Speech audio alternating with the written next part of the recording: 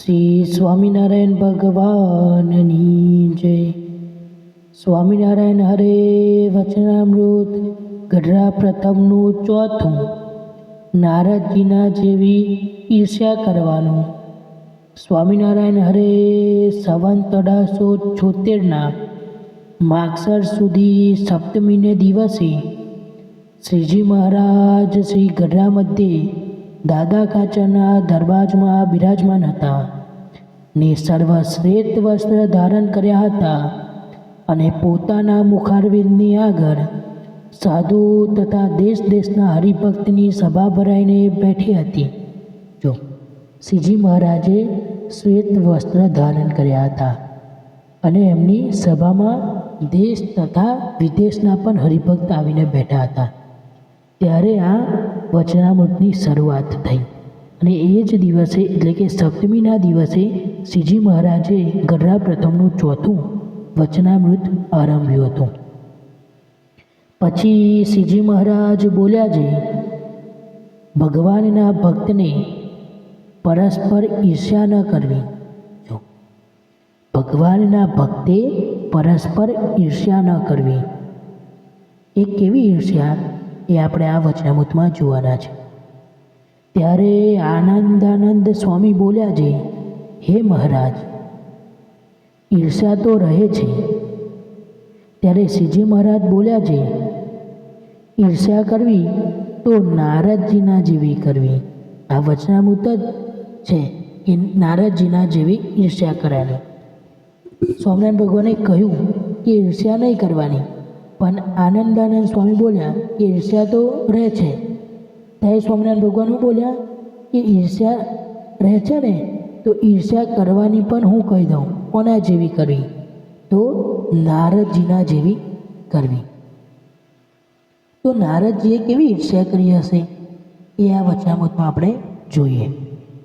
જેમ એક સમયે વિશે નારદજી અને તુંબરુ એ બે વૈકુંઠને વિશે લક્ષ્મીનારાયણના દર્શન કરવા ગયા.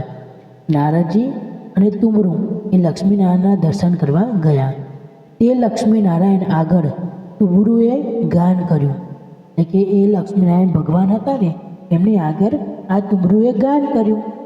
તેને કરીને લક્ષ્મીજી તથા નારાયણ એ બંને પ્રસન્ન થઈને તુંબરુને પોતાના વસ્ત્ર આભૂષણ આપ્યા. જો તુંબરુ એટલું સરસ ગયું ને કે લક્ષ્મીનારાયણ પ્રસન્ન થઈ ગયા અને એમના વસ્ત્ર અને આભૂષણ એ તુંબરુને આપ્યા. ત્યારે નારદજીને તુંબરુ ઉપર ઈર્ષ્યા આવી, જે હું તુંબરુના જેવી ગાન વિદ્યા શીખું અને ભગવાનને પ્રસન્ન કરું. જો નારદજીની કેવી ઈર્ષ્યા હતી કે હું આવું શીખી લઉં ને પછી ભગવાનને રાજી કરું. આવી ઈર્ષ્યા કરવાની. પણ આપણને એવું થતું હશે, આમાં તો શું છે, આ તો આપણે ઈર્ષ્યા કરીએ એવી જ છે ને. પણ ના, એવી નથી. એ આપણે સમજવાનું છે. ત્યારે આગળ વાત થઈ, પ્રસન્ન કરું એવું બોલ્યા નારદજી. પછી નારદજી જ્ઞાન વિદ્યા શીખવતા હતા અને ભગવાન આગળ ગાતા હતા.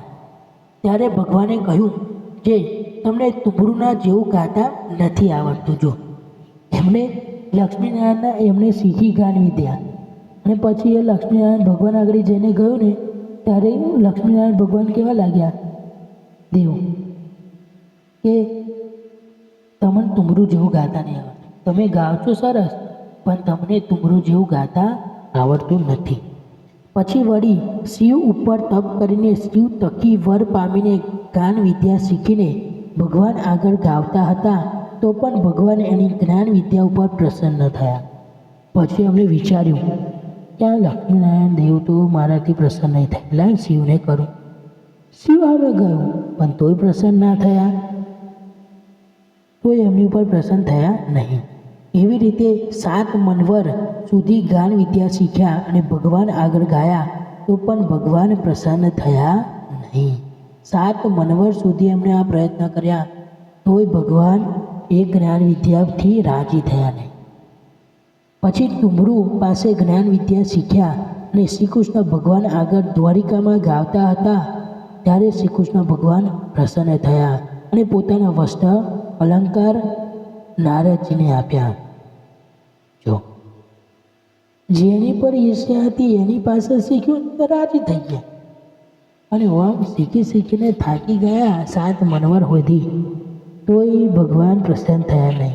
પણ જેના પર ઈર્ષ્યા હતી એની પાસે શીખી લીધું અને પછી ગયું ને ત્યારે પ્રસન્ન થયા. એટલે કીધું છે કે ઈર્ષ્યા કરવી તો નારદજી જેવી કરવી. આગળ કહે છે કે જેની ઉપર ઈર્ષ્યા હોય તેના જેવા ગુણને ગ્રહણ કરવા અને પોતાના અવગુણને ત્યાગ કરવા, અને તેવું ન થાય અને ઈર્ષ્યાએ કરીને ભગવાનના ભક્તનો દ્રોહ થાય તેવી ઈર્ષ્યાનો તો ભગવાનના ભક્તિને સર્વ પ્રકારે ત્યાગ કરવો. જો સર્વ પ્રકારે ત્યાગ કરવો. જો સ્વામિનારાયણ ભગવાન હવે ઈર્ષ્યા કરવાનું કહે છે. ઇતિ વચનામૃત ગઢડા પ્રથમ 4, એટલે કે નારદજીના જેવી ઈર્ષ્યા કર્યાનું સમાપ્ત. પણ હવે જ અસલી કામ તો હમણાં શરૂ થાય છે. આપણે વચનામૃત તો સાંભળી લીધું, પણ આપણે તેમાંથી શું શીખવાનું તેની આપણે વાત કરવાની. સ્વામિનારાયણ ભગવાને આપણને આ એક સંકેત આપ્યો કે આપણે હરિભક્ત થયા તો આપણે કોઈની ઈર્ષ્યા કરવાની નહીં. અને હા, ઈર્ષ્યા થઈ જાય તો ઈર્ષ્યા નારદજી જેવી કરવાની. એમને તુમરો પર ઈર્ષ્યા હતી, પણ એમણે શું કર્યું? એમના જેવું એમનામાં અવગુણ ના જોયો, એમને ગુણ જોયો કે તુમરો અવગાય છે, લાઈને હું હોય એવું કહું તો મારા પર પણ ભગવાન પ્રસન્ન થાય. તો આવું આપણે વિચારવાનું. આપણે તો અવગુણ જોયા કરીએ. આપણી બાજુમાં કોઈ નવી ટાટા ગાડી લાવી હોય, આપણને તો એવું થાય ના લાવ્યો હોત તો સારું, લાવી દીધું એટલે આપણે એનું ખોટું બોલવા લાગીએ. પણ એવું નહીં, એ આપણને કામ લાગશે જ નહીં. ઈર્ષ્યા એટલે ઈર્ષ્યાનું ભગવાન કહે છે કે ઈર્ષ્યા કોને કહેવાય? ઈર્ષ્યાનું લક્ષણ શું છે? તો જો બીજાનું સુખ જોઈને પોતાને દુઃખ થાય અને સહન ન કરી શકે. જો બીજાનું સુખ જોવે ને અને પોતાનું દુઃખ થાય. પેલાનો છોકરો ભણી ગણીને ખૂબ હોશિયાર હોય ને તો આપણને દુઃખ થાય, પણ રાજી છે ને ભાઈ, આપણને પણ એ વ્યક્તિ કામ આવશે ને જીવનમાં. પણ ના, અને એના ઘરમાં કશું ખોટું થાય ને તારો બહુ આનંદ થાય. ઉપર તો કે બિચારાને કેવું થયું, પણ અંદર તો એવું હસતો હોય ને એવું આનંદમાં હેડે ને કે વાહ, એને ત્યાંની દુનિયા ના હોય. એવી ઈર્ષ્યા ભગવાન કરવાનું ના કહે. એવી ઈર્ષ્યા ભગવાન ના કહે છે કે આપણે એવી ઈર્ષ્યા ના થાય. આપણે ભગવાનના હરિભક્ત થયા, આપણાથી એવી ઈર્ષ્યા ન થાય. અને એવો ઈર્ષ્યાનો સંકલ્પ થાય ને તો પણ એવી ઈર્ષ્યા થૂકી દેવી. ભગવાને કહ્યું કે એનો સર્વ પ્રકારે મારા હરિભક્તે ત્યાગ કરવો. વચનામૃતમાં સ્વામિનારાયણ ભગવાન આ જ શીખવાડે કે ઈર્ષ્યા તો કોઈ દિવસ કરવી જ નહીં. અને જો કોઈ દિવસ ઈર્ષ્યા થઈ જાય તો શું કરવાની? જે પણ વ્યક્તિમાં આપણે ઈર્ષ્યા આવે ને એ વ્યક્તિના સારા ગુણ જોવાના, સારા ગુણ જોવાના. કોઈ વ્યક્તિને સારું પ્રવક્તા કરતા આવડે તો એના પ્રવક્તાને આપણે શીખવાનું એની પાસેથી, એ કેવી રીતે કરે છે. પણ એવું નહીં વિચારવાનું કે લાઈને એને કઈ રીતે આપણે નીચે પાડીએ. ભગવાને આ મનુષ્ય દેહ આપ્યો છે ને એ ભગવાનની ભક્તિ કરવા આપ્યો.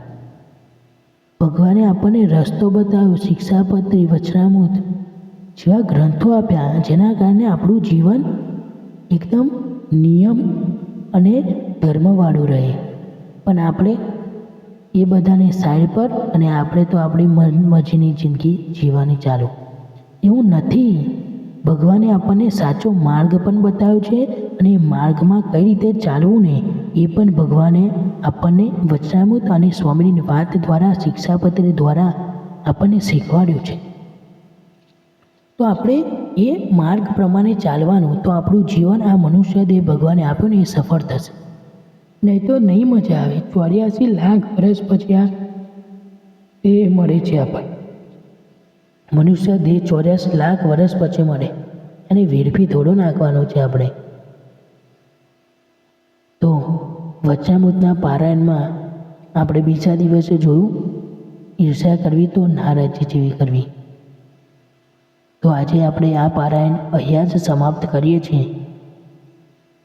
આપણને આ પારાયણની વચનામૃતની પારાયણમાં આપણે નવા નવા વચનામૃત દ્વારા આપણના જીવનમાં સારા સારા ગુણ મેળવીએ છીએ અને તે ગુણ આપણે ઉતારીએ. એ જ મહારાજ સ્વામિનારાયણ ભગવાનના ચરણોમાં પ્રાર્થના. શ્રી સ્વામિનારાયણ ભગવાનની જય.